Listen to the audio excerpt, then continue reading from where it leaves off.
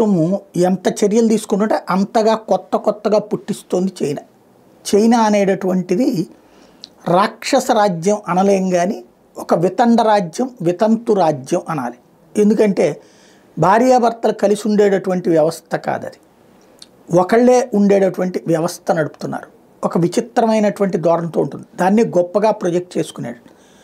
భారతదేశంలో వాళ్ళకేమో దేవుడు పడడు, దేవుడు నచ్చడు, దేవాలయాలు నచ్చవు. అదే చైనా మళ్ళీ ఇక్కడ వచ్చేటప్పటికి దీపావళికి మందు సామాన్లు అమ్ముకుంటుంది, వినాయక చవితికి సామాన్లు అమ్ముకుంటుంది. అదేం దుర్మార్గం అంటే అంతే. అది వాళ్ళ యాటిట్యూడ్.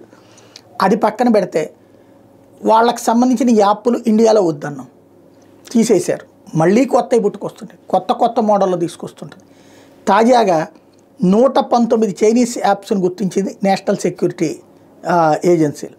దాంతో కేంద్ర ప్రభుత్వానికి ఇచ్చిన నివేదిక ఆధారంగా తాజాగా దాంట్లో ఐడెంటిఫై చేస్తే మన వీడియోలు, మన వాయిస్లు ఇవన్నీ కూడా చైనాలోని హాంకాంగ్లో రికార్డ్ అవుతున్నాయి. వాళ్ళు దాన్ని మానిటర్ చేసుకుని వాడుతున్నారన్న విషయం బయటపడింది. దీంతో ఆయా యాప్స్ మీద బ్యాన్ పెట్టారు. ఐటీ యాక్ట్ 69A కింద కేసు పెట్టారు. ఎలాంటి యాప్స్?